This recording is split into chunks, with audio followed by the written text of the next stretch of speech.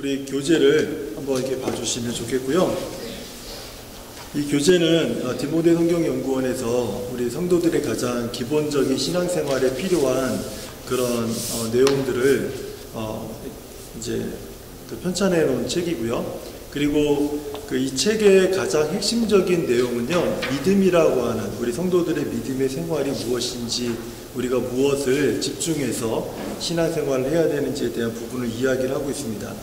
그래서 목차를 보시면 1관은 성경에 관한 믿음의 핵심, 그리고 2관은 하나님에 관한 믿음의 핵심, 3관은 예수님에 관한 믿음의 핵심, 그리고 4관은 성령님에 대해서, 구원에 대해서, 마지막으로 6과 종말에 대한 그 믿음의 핵심에 대한 내용들을 담고 있습니다.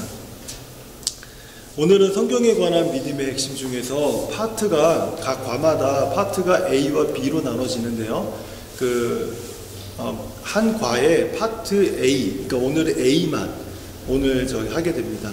그리고 시간이 조금 만약에 모자르게 되면 진도를 많이 나가는 것을 우선으로 하기보다는 내용을 좀 함께 좀 충실히 나누는 것을 더 목적으로 두는 게 좋겠다라는 생각이 좀 개인적으로 들거든요. 하지만 하루에 파트 하나씩을 마치는 것을 목표로 해서 진행을 하도록 하겠습니다. 이 전체적인 내용 1과부터 6과까지의 내용을 보면 공통된 단어가 하나 나오죠. 그게 뭐냐면 믿음의 핵심, 우리가 믿는 바의 가장 핵심이 무엇이냐. 일단 제일 먼저 오늘은 우리가 믿는 성경에 대한 그 내용을 다룰 것인데요. 제가 지난번에 은혜와 진리의 복음이라고 하는 부분을 주제를 시작을 하면서 수요 예배 때 한 22번인가 이렇게 강의를 쭉 진행을 했었는데, 그때 처음에는 설교를 하려고 할 생각이 없었는데 하다 보니까 점점 교리 쪽으로 들어가는 그런 상황이 돼서 좀 더 교리 쪽에 집중을 해서 제가 말씀을 전한 적이 있었습니다. 그때 교리보다 수준이 조금 높습니다.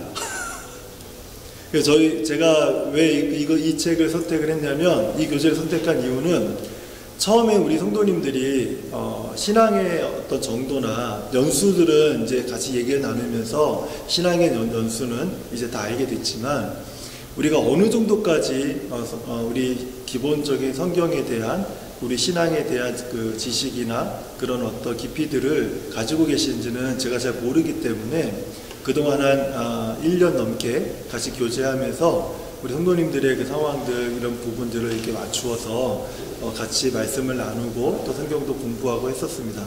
그리고 지난 우리 연초에는 풍성한 생명이라고 하는 그 책을 가지고 우리가 또 이렇게 같이 소그룹으로 성경을 공부하기도 했었는데, 그때 나누었던 내용도 사실 어떻게 보면 우리 신앙의 가장 기초적인 교리에 관한 부분들을 저희가 나누었다고 해도 사실 크게 틀리지 않습니다. 그런데 오늘부터 이제 시작되는 직분제학교에서는요, 좀 노골적으로, 그때는 좀 부드럽게 음식으로 하면 여러 가지 조미료도 치면서 부드럽게 우리가 잘 소화할 수 있도록 그런 내용을 다루었다면, 이제 오늘 이 세미나는요, 사실 조미료보다는 올가닉? 재료에 더 충실한, 어떻게 보면 그런 시간이 아닐까라는 생각이 듭니다. 네, 그래서 아시는 분도 계시겠지만 조금 더 아는 부분에서 제 생각에는 조금 더 깊이 나가는 부분들이 분명히 있을 것이다 라는 생각이 들어요. 자, 그러면 서로는 이 정도로 하고요. 시작을 하도록 할게요. 그리고 한 분이 55분에 알람을 좀 맞춰주실래요? 제 목표는 딱 8시에 끝나는 겁니다. 그래서 55분에 누가 다 들리도록 알람을 좀 맞춰주세요. 제 거 좀 녹음하고 있어서 알람 하기가 좀 어렵습니다. 자, 그러면 이제 시작하겠습니다. 오늘 성경에 관한 믿음의 핵심, 우리가 믿는 핵심 중에서 성경이란 무엇인가, 우리 파트 A 부분을 우리 함께 오늘 시작하도록 하겠습니다. 앞에 화면은요, 여러분의 교재를 앞에 화면에다가 제가 이제 준비가 돼서 띄워놨습니다. 그래서 필기 도구로 이제 진행을 하면서 빈칸에다가 그 내용을 채우면서 강의를 따라서 들으시면 될 것 같습니다. 자, 파트 A, 성경이란 무엇인가? 그 장칼뱅은요, 그 맨 위에 보면 이런 글이 있어요. 우리는 하나님을 경외하는 것과 동일하게 성경도 경외한다. 그러니까 그 종교개혁자 칼빈이라고 하는 사람이 이런 말을 했는데요. 이 말은 성경과 하나님을 동등한 위치에서 지금 보고 있는 겁니다. 우리가 믿고 그 삶의 기준, 신앙의 기준으로 삼고 있는 성경의 위치가 어디에 있는가? 우리 신앙에 있어서 하나님의 말씀이기 때문에 하나님보다 열등하다가 아니라 하나님과 동등한 위치에서 성경을 우리 신앙의 기준으로 삼는다. 이것이 종교개혁자들이 외쳤던 성경의 위치입니다. 그렇기 때문에 성경은요, 우리가 그냥 단순히 교회에서 예배 시간에 읽는 책 정도가 아니라 이것은 하나님과 동등한 위치로서 우리가 따르는 기준이다. 이것을 먼저 전제를 좀 세울 필요가 있습니다. 그 이유가 무엇이냐면 하나님께서는 성경을 통해서 자신을 드러내셨어요. 그래서 자신의 뜻을 밝히셨고 자신이 누구인지를 소개하셨습니다. 이것을 뭐라고 하냐면 계시라고 하는데 이따 후에 나옵니다. 그래서 성경만이 우리 신앙의 절대적인 기준이 될 수 있습니다. 왜냐하면 절대적이라는 표현은 사람에게 쓰지 않거든요. 근데 이제 교회에서 신앙생활 하다 보면 어떤 사람이 신앙의 기준이 되는 경우들이 있어요. 신앙의 기준. 사람은 절대적으로 신앙의 기준이 될 수가 없습니다. 그게 누구라 하더라도요. 내가 아무리 존경하는 사람이라 할지라도 그 사람의 말과 그 사람의 모든 인격이 내 신앙의 기준이 될 수 없다라는 겁니다. 어떤 분들은 너무 어떤 그 목사님을 존경한 나머지 그 목사님의 말씀을 하나님의 말씀으로 다 받는 그런 분들이 있어요.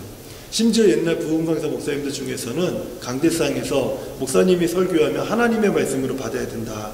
물론 그것은 긍정적인 측면이 있습니다. 그런데 더 나아가다 보니까 강대상에서 목사가 하는 얘기는 하나님의 말씀입니다. 딱 이렇게 얘기를 했을 때 그것은 틀린 말이에요. 왜냐하면 강대상에서 그 목사님들이 설교를 할 때 자신의 감정, 교회 상황과 성도들과의 관계에 따라서 자신의 감정이 이렇게 출렁거릴 때가 있어요. 그 출렁거림에 따라서 자신의 생각과 자신의 어떤 감정이 드러날 때가 있습니다. 그렇기 때문에 강대상에서 목사님들이 하는 모든 설교는 하나님의 말씀이다. 그 틀린 말이에요.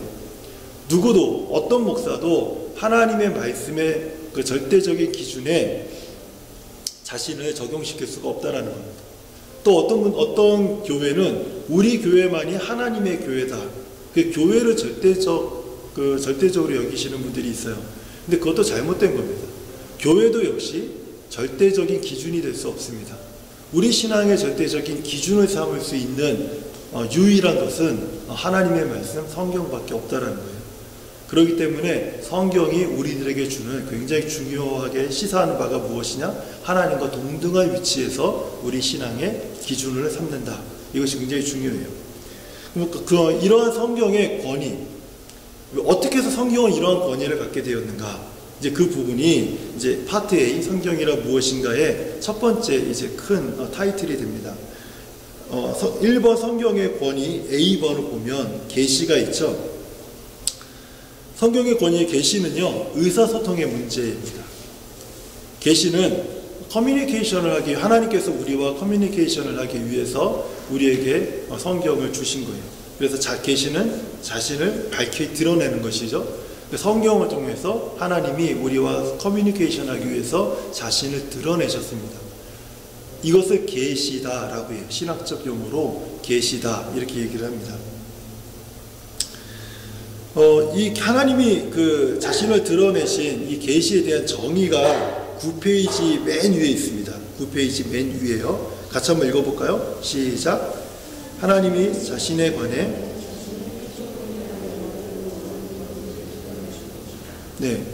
하나님이 자신에 관해 자신의 피조물들이 알기 원하는 것을 드러내신 것.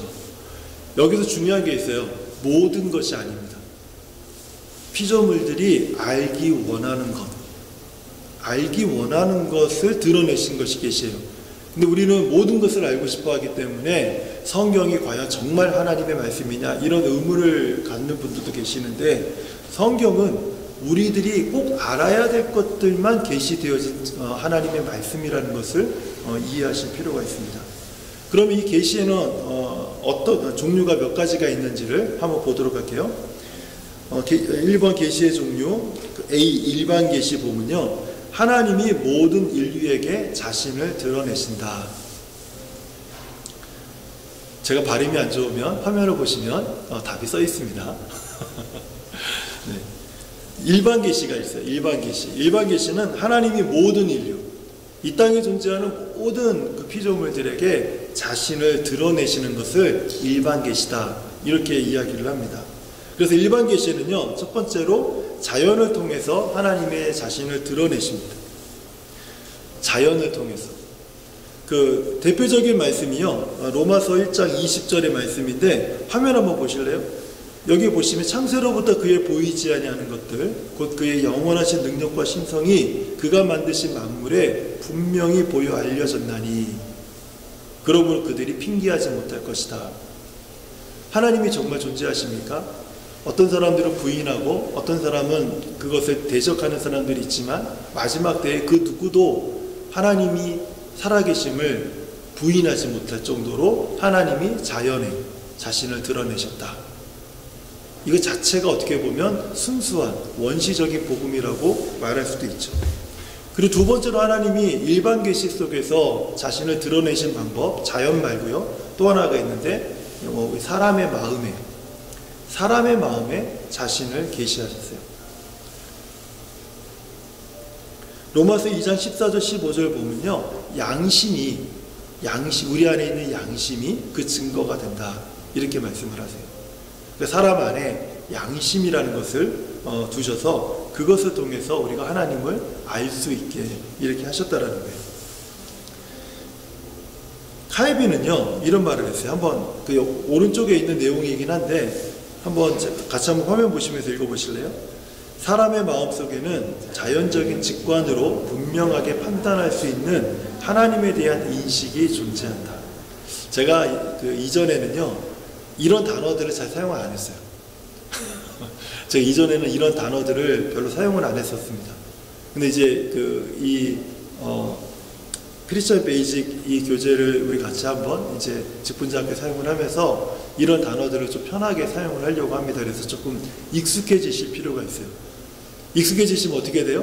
네, 한 단계 수준이 올라갑니다. 네. 이것을 한 단어로 요약을 해서 이제 많은 신학자들이 얘기를 하는데, 신의식이다. 하나님을 아는 의식을 하나님이 우리 속에 두셨다. 그것을 로마서에서는 양심이라고 말을 하고, 그리고 칼빈은 그것을 신의식이다, 이렇게 표현을 했습니다. 자연을 통해서 자신을 계시하시고 사람의 마음에 자신을 계시하신다. 이것이 일반 계시의 그 두 가지 종류였고요. 또 세 번째로 일반적으로 하나님이 계시하시는 아주 특별한 방법이 하나 있어요. 그것은 기적입니다. 기적. 이 기적은요, 초자연적인 하나님의 능력을 얘기해요. 초자연적인 하나님의 능력. 그래서 그 기적을 통해서 이것은 하나님이 아니고는 도저히 이런 일을 행하실 수 없다. 모든 사람들로 하여금 그것을 알게 하시는 거예요. 그래서 제가 지난번 설교 때 이런 말을 했죠. 성경에서 나타난 모든 기적은 하나님이 메시지를 주시기 위함이다. 그 메시지의 핵심이 무엇입니까? 하나님이 누구신지를 알게 하시는 거예요. 하나님이 누구신지. 그런데 이 기적은요, 제한적입니다. 보편적이지가 않아요. 그래서 오늘날 많은 사람들이 기적을 보기 원하지만 기적을 많이 경험하지 못하는 이유 중에 하나가 특별히 하나님께서 어떤 목적을 가지셨을 때만 드러내시는 하나님의 방법이기 때문에 하나님께서 아주 특별한 목적이 아니시고는 그 기적을 드러내지 않으신다. 근데 구약에서는 특별한 목적을 드러내실 상황이 많았어요. 그 이유가 뭐냐면 그때는 성경이 우리에게 주어지지 않았기 때문에 그래요.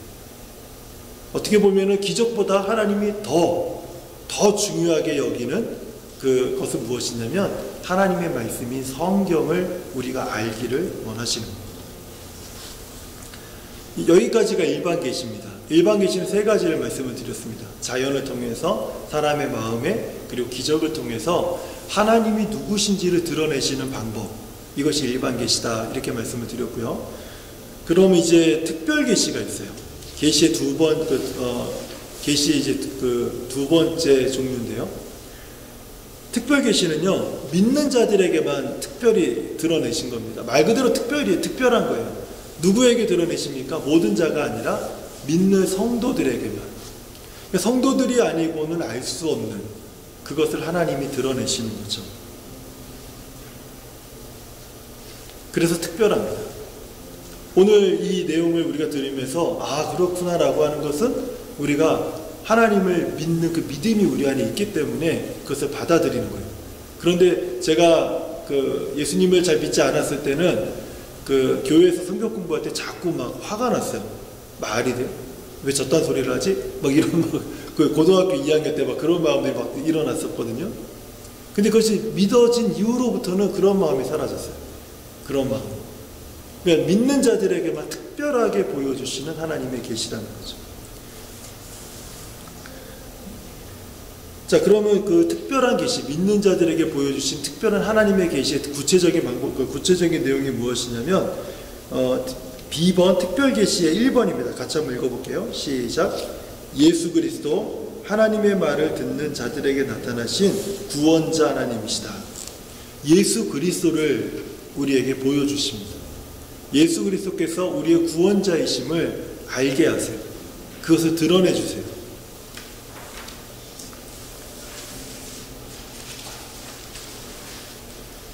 그리고 두 번째로 특별계시의 구체적인 내용이 무엇인가 하면 성경입니다. 같이 한번 읽어볼까요? 다 같이 한번 읽어볼까요? 네, 시작. 하나님을 인식할 수 있는 완전하고 유일한 기록된 객관된 계시이다. 네. 성경을 통해서 우리가 하나님을 인식하게 된다는 거예요. 성경을 통해서. 다른 방법은 없습니까, 목사님? 없어요. 성도들이 성경에 무지했을 경우에는 큰 문제가 신앙생활에 찾아오게 됩니다. 우리가 성경을 통해서만 우리가 하나님을 바르게 할 수 있다. 굉장히 중요한 내용이에요. 그래서 계시의 그 중요성, 이 계시가 우리에게 주어지는 이 중요성에 대해서 이렇게 얘기를 합니다. 인간이 하나님에 대해서 얻을 수 있는 유일한 지식은요, 계시를 통해서이다. 성경이 아니고는 하나님에 대해서, 예수님에 대해서, 성령님에 대해서, 그리고 교회에 대해서, 우리 믿음에 대해서, 종말에 대해서, 그리고 인간에 대해서, 죄에 대해서, 우리는 심판에 대해서 우리는 알지 못한다는 거예요. 네. 한번 화면에 B번 한번 같이 한번 읽어볼까요? 시작. 하나님의 길과 생각은 우리와 다르며 우리보다 넓다. 우리가 성경을 통해서 하나님께서 우리에게 주시는 그 지혜와 지식의 말씀들을 통해서 하나님의 그 전지하심과 전능하심, 하나님의 속성들을 우리가 배우면서 알게 된다는 거예요. 계시의 특성이 있어요. 계시의 특성이 무엇이냐면 첫 번째는 인격적입니다. 이것은 하나님의 입에서 나오는 말씀이기 때문에 인격적이다.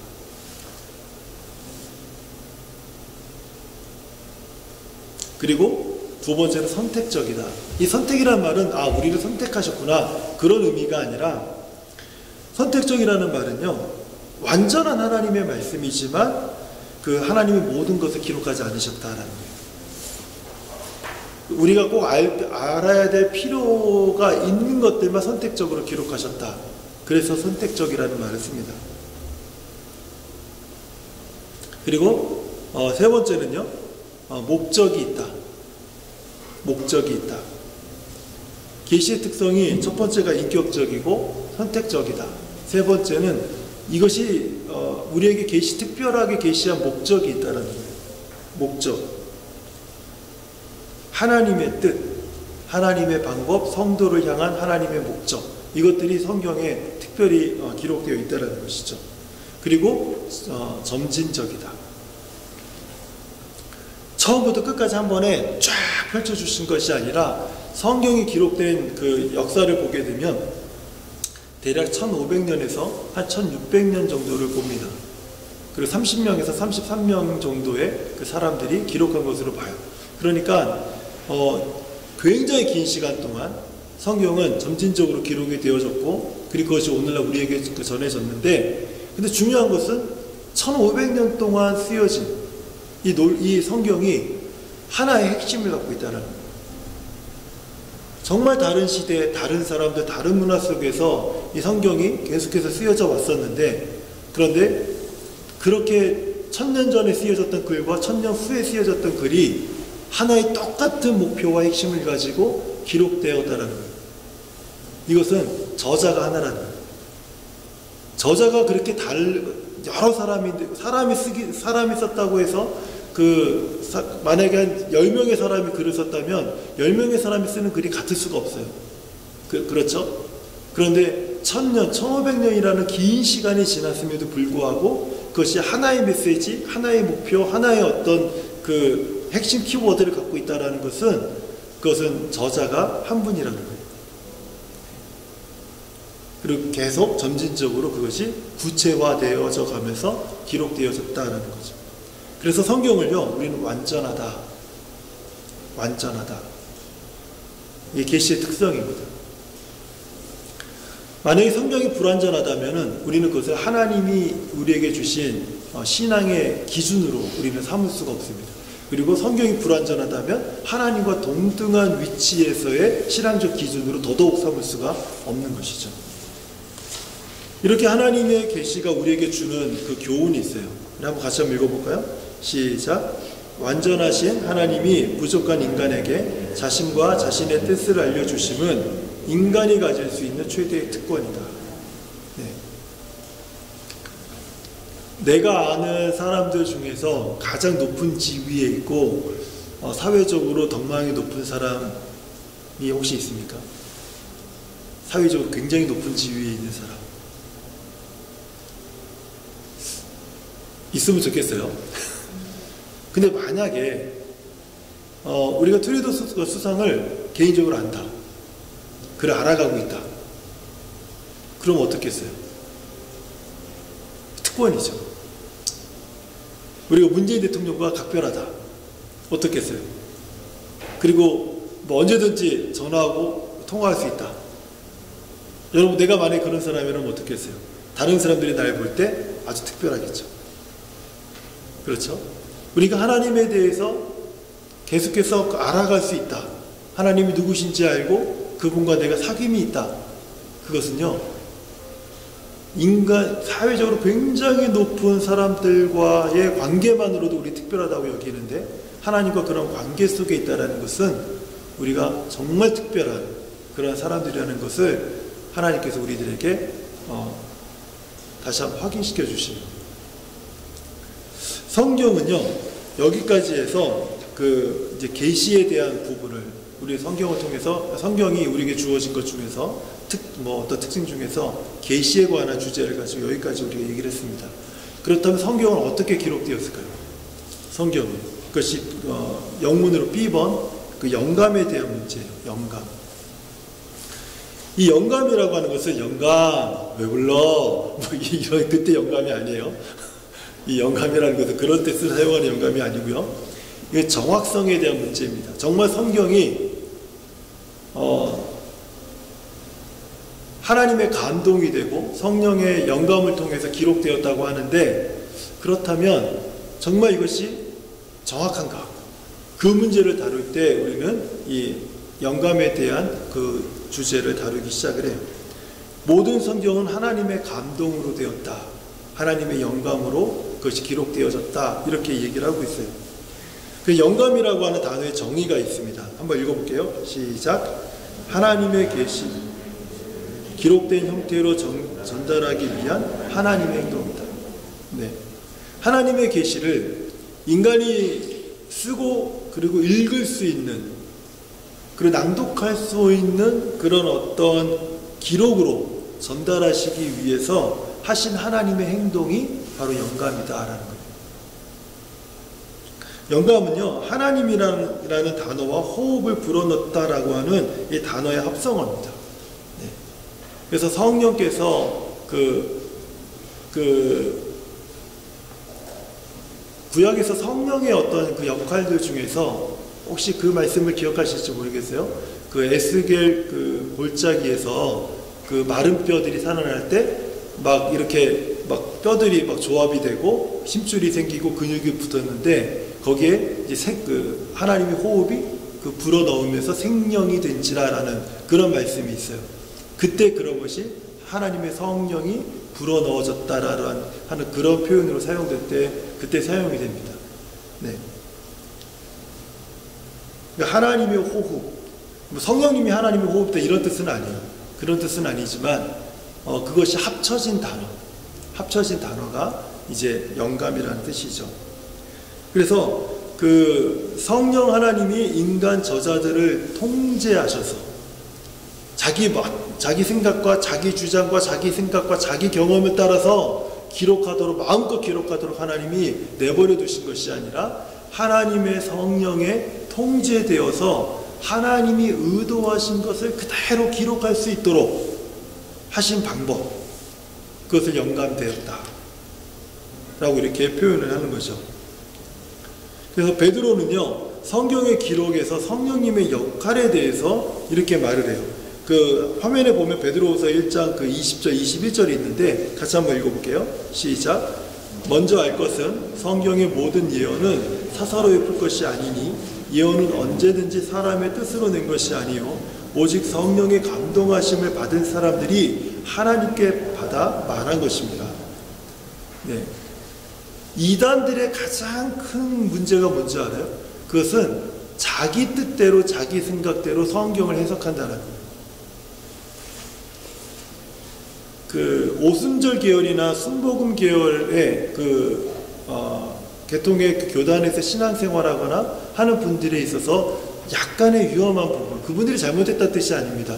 그것을 강조했을 때 그분들에게서 찾을 수 있는 위험성이 한 가지가 있는데, 뭔가 받았다, 뭘 받았다, 무엇을 받다, 그러면서 그것이 성경보다 더 우선적으로 또 우월하게 자신의 신앙생활을 통제하고 주장하게 되는 모습을 갖게 된다. 그 많은 분들이 내가 본 것, 내가 느낀 것, 내가 경험한 것이 성경보다 더 앞서거나 성경보다 더 우월하다라고 생각하는 순간부터 우리는 잘못된 신앙의 길을 걷기 시작하는 거죠. 많은 분들이 보면은 성경에는 이미 모든 말씀들이 다 기록되어 있음에도 불구하고, 우리가 꼭 따라야 될 모든 기준의 말씀들이 기록되어 있음에도 불구하고 성경을 읽으려고 하지 않고 자꾸 뭔가를 보려고 하고 뭔가를 경험하려고 하시는 분들이 참 많아요. 그리고 그것이 경험되어지면, 조금이라도 경험되어지면 그분들은 그것을 사람들에게 더 강하게 어필하기 위해서 성경에 필요한 내용들 다 거기다 갖다 붙이세요. 성경에도 이런 말씀이 있다, 이런 말씀이 있다 하면서. 제가 지난번에 그런 말씀을 드렸죠. 제가 설교를 준비하려다가 너무 막 뭔가 감동이 된 것 같아서 설교 내용이 머릿속에 다 그려졌는데, 한 본문을 기준으로 해서, 근데 그 성경 본문을 다시 쭉 봤더니 막 내가 흥분했던 그 내용과는 전혀 다른 말씀이라는 것을 확인하는 순간 제가 무엇을 버린다고 그랬어요? 막 이쪽에 막 감동되었던 모든 그 내용들을 다 버리고 본문이 말하고자 하는 그 말씀으로 다시 설교 준비를 한다고 제가 말씀을 드렸죠. 근데 많은 경우는요, 전자를 택합니다. 많은 경우는 후자를 택하는 게 아니라 전자를 택해요. 왜냐하면 그것이 더 매력적이기 때문에 그래요. 매력적인 것과 진리의 기준을 삼는 것은 다른 겁니다.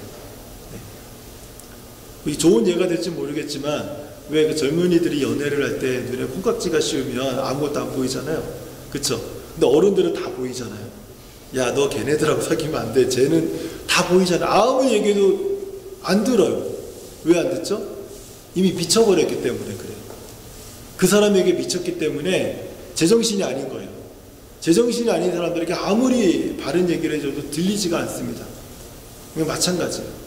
이미 우리가 영적으로 어떤 무엇인가에 미쳐버리면 아무리 정상적인 얘기, 바른 진리의 말씀을 얘기해줘도 듣지를 못해요. 그래서 잘못된 길로 가는 경우들이 상당히 많습니다. 네. 12페이지 보시면요. 예수 그리스도의 가르침이 이를 확증한다. 네.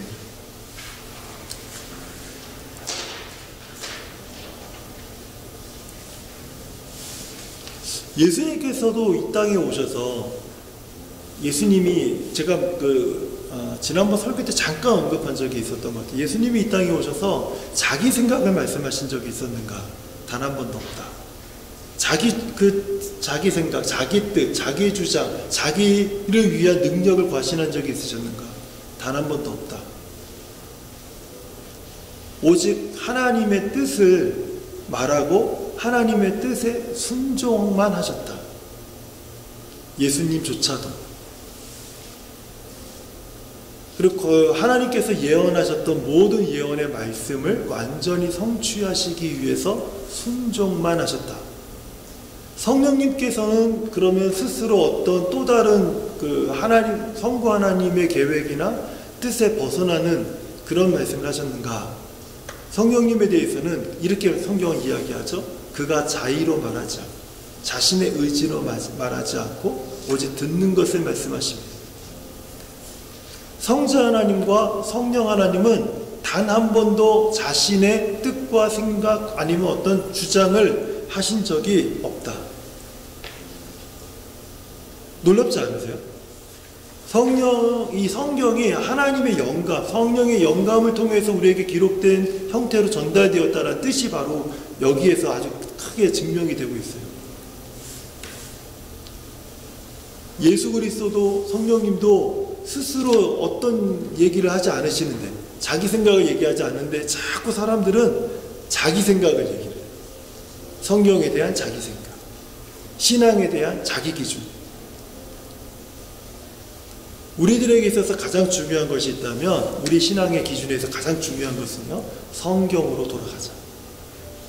성경으로 돌아가자. 그만큼 성경은 우리 신앙생활에 아주 중요한 절대적인 기준이 된다는 거예요. 그렇다면 이 성경은요, 성경은 계시된 하나님의 말씀이고 하나님의 성령에 의해서 영감되어져서 감동되어져서 하나님의 뜻을 완전하게 기록된 그 책인데, 정말 그렇습니까? 정말 성경이 그런 책입니까? 이것을 확인하는 과정이 있었어요. 그것이 이제 정경에 대한 문제입니다. 이 성경은 정말 우리 신앙의 표준과 기준으로 삼을 만한 정경이 될 수 있습니까? 라고 하는 이 질문이 AD 300년경에 많은 종교회의를 통해서 이것이 굉장히 큰 논란 속에서 진행이 된 적이 있습니다. 한번 이 정경은 인식에 대한 문제예요. 우리가 그 성경이 정말 하나님의 말씀인가 아닌가에 대한 그 인식에 대한 그 문제인데, 많은 그 신학생들이 이 문제에서 성경을 하나님의 말씀으로 받지 못하는 경우가 많아요. 제가 많은 그 청년들이나 신학을 한다는 분들에게 제일 먼저 하는 얘기가 뭐냐면, 하지 말아요. 어떤 분들은 좀 더 내가 신앙생활의 성장을 위해서, 성숙을 위해서 신학을 공부하겠습니다 그러는데, 저는 하지 말라고 해요. 신학을 공부한다는 것은 우리 신앙생활에 단일도 도움이 되지 않습니다. 신학교에서 여러분 성경을 배운다? 성경을 배우지 않아요. 놀랍게도 신학교에서는요, 우리가 지금 매주일 강단에서 듣는 하나님의 말씀, 그 성경에 관한 그 많은 그런 부분들을 신학교에서 배운다? 그렇지 않아요. 그거는 우리 성도님들이 잘 모르시는 얘기예요. 잘 모르시는 얘기. 그것을 그렇게 설교할 수 있도록 가장 기초적인 지식을 배우는 게 그 신학교에서 가르치는 모든 과정이에요.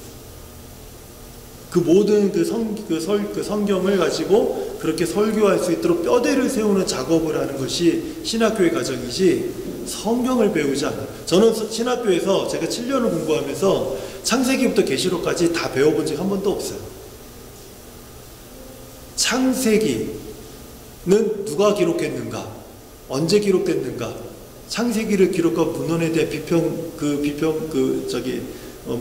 비평에 대한 관한 글은 무엇인가? 뭐 이런 이사야서는 언제 기록되었는가? 제1이사야서의 이론, 제2이사야서의 이론, 이런 것들을 배워요. 이게 무슨 처음 들어보시죠? 성경은 과연 정말 우리들이 믿고 따를 수 있는 성경의 기준인가? 성경은 어떻게 우리에게 66권의 형태로 전달되었는가? 누가 성경을 66권으로 편집했는가? 이런 내용들을 배웁니다. 그런 과정에서 많은 혼란이 와요. 정경은 그 과정 중에 하나인데요. 이것을 우리가 어떻게 인식하느냐에 대한 문제에 대해서 이야기를 합니다. 한번 정의를 같이 한번 읽어볼게요. 시작. 정경은 성경을 이루고 있는 66권의 결집 또는 집성을 말하며 교회가 성경으로 인정한 권위 있는 책의 모음을 말한다. 이런 글을 읽어보신 적 있으세요? 여러분, 우리가 갖고 있는 이 성경 66권은요, 소위 지금으로 말한다면 교회가 그것에 관한 회의를 통해서 이것이 하나님의 말씀임을 인정하는 인준 절차를 교회가 갖게 되었습니다. 그래서 그 정경은요, 영감의 결과로 이루어진 것으로 기준이나 표준이 됨을 이야기할 때 정경이다 이렇게 표현을 하죠.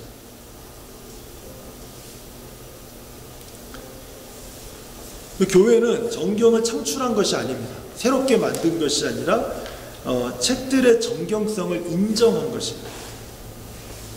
수많은 문헌이 있었습니다. 성경이라고 불리울 수 있는 수많은 문헌들이 있었어요. 많은 필사본들이 있었고 그 중에서 많은 신학자들이 그것을 모여서 그것을 걸러내는 작업을 했어요. 걸러내는 작업. 그래서 그 중에서 우리가 하나님의 말씀으로 받을 수 있는 66권의 성경을 결정하는 일을 하게 된 거죠.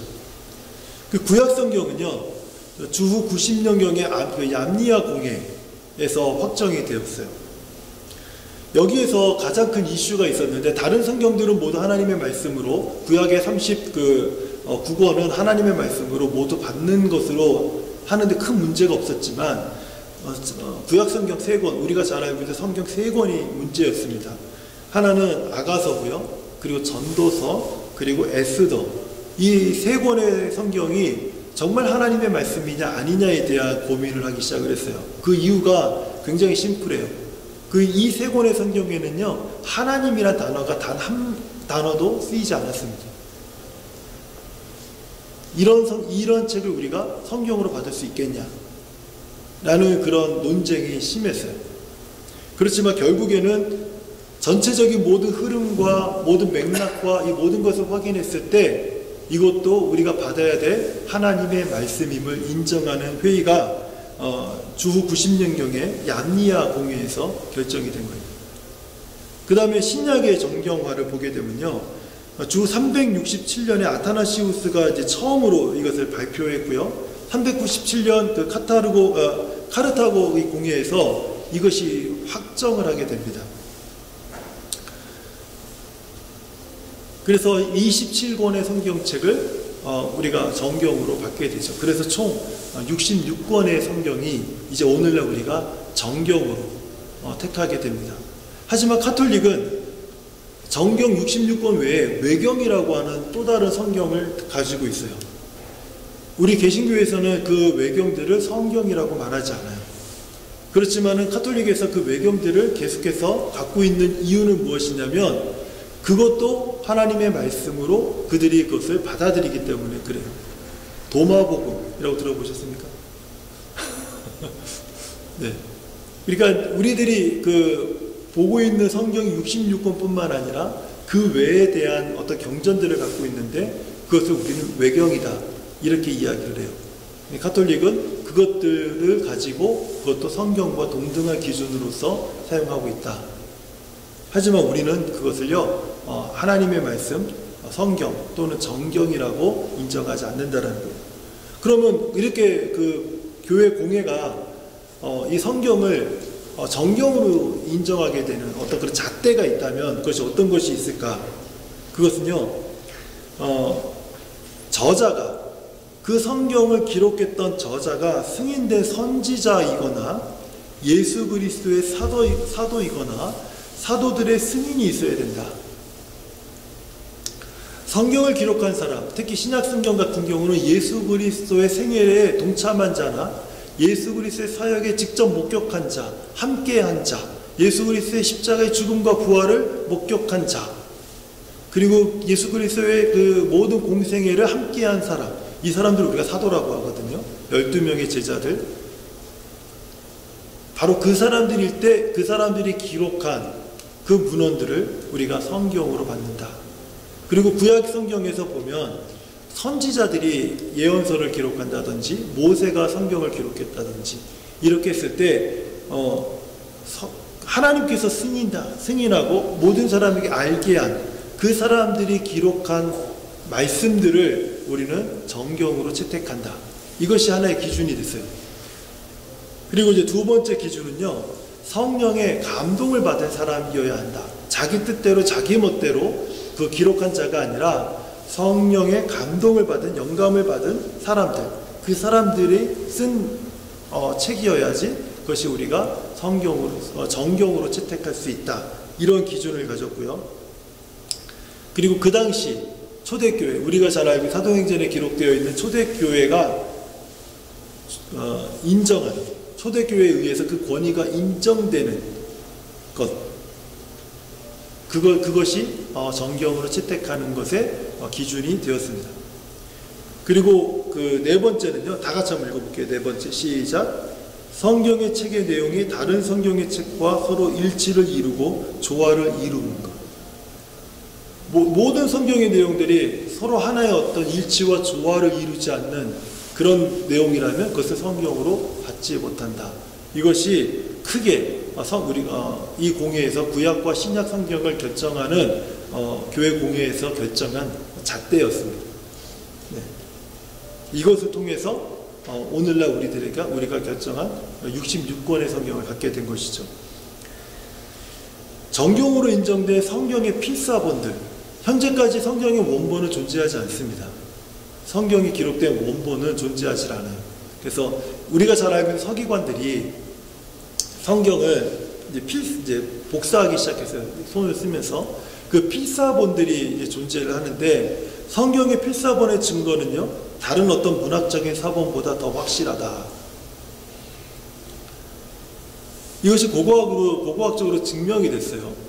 예전에 그 누락되어 있는 성경의 그 필사본들, 성경의 필사본들을 가지고 이것이 그 시대, 그 연도에 따라서 필사본들이 다르기 때문에 이것을 비교해 봤는데 누락된 부분들이 있었거든요. 근데 그것들을 이제 배치를 하다가 어느 날 아주 우연히 아주 그 보잘것없는 어떠한 그 목동을 통해서 사회사본이라고 하는 것이 발견이 돼요. 근데 거기에서 그 사본들이 발견이 되는데 그동안 학자들이 연구했던 필사본보다 더 오래된 그런 필사본들이 발견되는데, 놀랍게도 더 오래된 필사본과 이후에 기록되어 있는 필사본들의 내용이 거의 같다라는 거예요. 거의 같다라는 말은요, 거의 100% 일치한다는 거예요. 그렇기 때문에 필사본의 오류를 찾을 수 없다라고 하는 그 결론을 이제 고고학자들과 신학자들이 그것을 결론을 내리게 된 것이죠. 그래서 지금 말한 것처럼 어떤 문학적인 사본보다 더 확실하다. 우리가 무엇인가를 필사를 해서 후대에 남겨지게 되면 변질이 오게 됩니다. 그리고 필사하는 사람의 자기의 생각과 어떤 그 의도가 들어갈 수 있는 경우들이 의외로 많은데, 성경은 그것이 없다라는 거예요. 그래서 우리가 이 정경으로 인정된 이 부분들에 대해서 주는 그 교훈을 같이 한번 읽어볼게요. 시작. 위에 삶은 성제한 감이 있는 분과 표현이 있다는 것은 삶을 가진 대로 의도하며 확고하게 된다. 네. 신학교에서는 이것을 한 학기 동안 배워요. 한 학기 동안 배우는데, 배우는 과정에서 굉장히 많은 의문들을 갖게 만듭니다. 근데 저희가 그런 내용들까지 다룰 필요는 없겠지만은, 이런 어떤 많은 과정들을 통해서 성경이 우리들에게 주어진 확고부호한 하나님의 말씀이다 라는 것을 우리가 이제 마지막으로 스스로가 그것을 받게 돼요. 믿음으로 고백하게 돼요. 근데 그것을 믿음으로 고백하지 못한 사람들은 이제 곁길로 가고, 그것을 믿음으로 고백한 사람들은 그러면 이제 목회자의 길을 가게 되는 것이죠. 한번 같이 읽어볼까요? 요약이요. 시작. 하나님은 계시를 통해 그분의 진리를 드러내시고 영감을 통해 진리의 말씀을 감독하시고 교회 정경을 통해 진리의 말씀의 기준을 정하신다. 네. 성경이 무엇이라고요? 성경은 하나님과 동등한 위치로서의 우리의 신앙적 기준을 갖는다. 그래서 계시를 통해서 하나님이 성경을 통해서만 자신의 진리를 드러내시고, 그리고 이 진리의 말씀을 하나님께서 기록될 때 감독하셨고, 그리고 이 정경으로 채택된 모든 성경의 말씀을 통해서 하나님께서 오늘날 우리의 신앙의 기준을 삼는다. 저희가 믿는 것은 이 모든 과정을 통해서 성령께서 모든 이 과정들을 통제하시고 감독하시고 그것을 채택하셨다 까지를 저희가 다 믿는 거예요. 그래서 오늘날 우리들이 갖고 있는 66권의 성경을 하나님의 말씀, 우리 신앙의 표준으로 저희가 삼고 있게 되는 거죠. 그러면 성경을요, 이런 성경을 우리가 이제 읽게 될 때 우리들은 어떤 영향을 받는가? 이것이 이제 파트 A의 두 번째 주제입니다. 성경을 우리가 읽을 때 성경을 이해한다. 이것은 우리는 성령의 감동을 받는다라고 표현하지 않고요, 성령의 조명을 받는다라고 표현을 합니다. 우리가 말씀을 읽으면서 뭔가 깨달을 때가 있죠. 마음에 막 어떤 큰 감동이 올 때가 있잖아요. 근데 그것을 통해서 하나님의 마음과 하나님의 뜻과 하나님의 비전을 깨닫게 됐을 때, 성령께서 성경을 통해 나에게 조명하셨다. 조명이 비추듯이 하나님께서 내 삶에 그것을 밝혀주신다라는 그런 의미를 얘기하는 것이죠.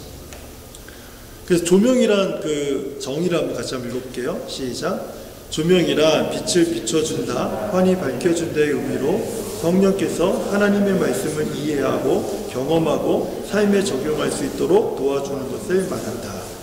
예, 깨닫게 하시고 그리고 그것을 내 삶에 적용할 수 있도록 도와주는 것. 네, 5분 남았네요. 5분 맞죠? 네. 제가 이제 물어볼게요. 지금 여기 제가 오늘 해보니까 파트 A에 한 반 정도를 했을 때 딱 그러니까 한 50분, 55분 정도 되는 것 같습니다. 이 정도에서 마치는 게 좋겠습니까? 지금부터 그 뒤를 마치려면 30분 정도가 더 소요가 돼요. 저 지금 이렇게 해보니까 시간 분량을 제가 굉장히 빨리 하느라고 빨리 했는데 근데 보니까 한 요 정도 소요가 되네요. 제가 이것을 질문하는 이유는 앞으로의 진도의 방향을 정하려고 그래요.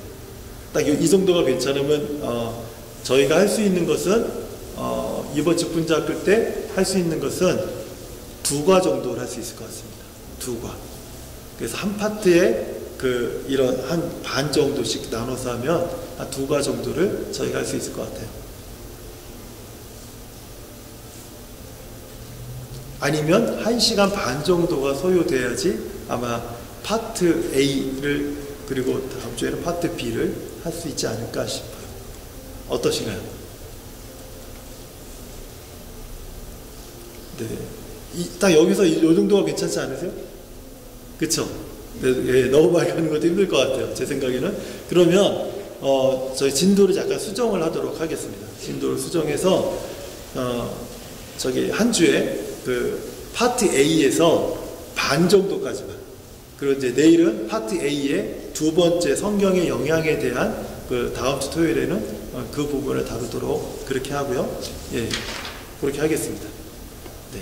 그럼 세 번째부터는 이제 김용호 목사님이 이제 강의를 해주실 건데 파트 B에 대한 거를 이제 해주시면 될 것 같아요. 네. 혹시 질문이 있으신가요? 네.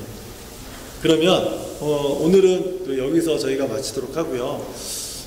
제가 음악을 잠깐 이제 우리 주기도문을 마친 후에 제가 기도하고 마친 후에 음악을 잠깐 틀겠습니다. 그래서 오늘 제가 기도 제목 잠깐 드리면 잠깐 같이 그 기도 제목 가지고 함께 기도해 주시고 그리고 개인 기도 잠깐 하신 후에 각자 자유롭게 돌아가시면 좋을 것 같습니다. 우리가 성경에 대한 부분들을 우리가 오늘 같이 듣게 되었는데, 성경은 우리 믿음의 가장 중요한 핵심입니다. 우리가 성경을 우리가 하나님의 말씀으로 받지 못하고 성경을 우리 믿음의, 우리 신앙의 기준으로 삼지 못한다면, 그러면 우리는 마치 갈 길을 알지 못하는 그런 상황에서, 아니면 지도가 없는 상황 속에서 그냥 무작정 길을 떠나는 그런 사람이 될 수가 있는 거예요. 하지만 성경이 우리 신앙의 지침이 되면 우리가 무엇을 믿어야 되고, 그리고 우리가 어떤 삶을 살아야 되고, 그리고 우리가 무엇을 닮아가야 되고, 무엇에 헌신해야 되고, 우리가 어떻게 어떤 소망을 가지며 살아야 되는지에 대한 명확한 방향과 목표를 우리가 알게 되죠. 그래서 이 시간에 우리에게 같이 한번 기도하고 싶은 것은 뭐냐면, 하나님께서 이 하나님의 말씀 성경에 대한 그 믿음을, 그 확신을 내게 허락하시고, 그리고 내게 그 말씀을 조명하여 주셔서 내가 가는 모든 길에 주의 말씀이 내 발의 등이 되고 빛이 되어서 나의 갈 길을 인도하여 주시고, 그리고 우리 이 제너레이션에서 10월에 암송하는 자만 3장 5절 6절 말씀처럼 그 마음을 다하여 여호와를 의뢰하고 내 명철을 의지하지 말라. 너는 범사의 그를 인정하라. 그러면 내 길을 지도하시리라. 라고 하신 그 말씀을 우리가 기억하면서 이 하나님의 말씀, 이 성경을 통해서 내 삶을 지도하여 주시고, 내가 생각하는 옳고 그름을 따름이 아니라 성경의 기준으로 성경을 나의 기준 삼아서 하나님의 인도하심을 따르는 그런 성도가 될 수 있도록 도와주십시오. 이것이 오늘 아침에 우리가 함께 기도할 수 있는 기도 제목이 됐으면 좋겠습니다. 그리고 내일 우리 주일인데요, 주일 예배와 또 이제네레이션 예배를 위해서 또 함께 기도해 주시면 감사하겠습니다. 제가 기도하고 주기도문으로 마친 후에 함께 나눠드린 기도 제목 가지고 우리 함께 기도하도록 하겠습니다. 하나님 아버지 감사합니다. 이제 오늘부터 시작된 직분자학교 크리스천 베이직이라고 하는 우리 교재를 가지고 우리가 이제 이 세미나를 시작하였는데, 하나님, 우리가 믿는 이 믿음의 핵심이 무엇인지 정확하게 알아서 우리가 예수 그리스도를 믿고 아는 일에 온전히 하나 되어서 온전히 하나님을 섬겨나가는 귀한 성도들이 되도록 도와주시옵소서. 그리고 하나님, 오늘 이 아침에도 우리가 함께 나와서 기도할 때 우리의 마음을 시원케 할 우리 하나님의 응답이 오늘 우리 가운데 충만하게 임하도록 도와주시옵소서. 예수님의 이름으로 기도합니다. 아멘. 주기도문 하겠습니다. 하늘에 계신 우리 아버지여, 이름이 거룩히 여김을 받으시오며 나라의 마옵시며 뜻이 하늘에서 이루어진 것 같이 땅에서도 이루어지이다. 오늘날 우리에게 일용할 양식을 주옵시고, 우리가 우리에게 죄 지은 자를 사하여 준 것 같이 우리 죄를 사하여 주옵시고, 우리를 시험에 들게 하지 마옵시고 다만 악에서 구하옵소서. 대개 나라와 권세와 영광이 아버지께 영원히 있사옵나이다. 아멘.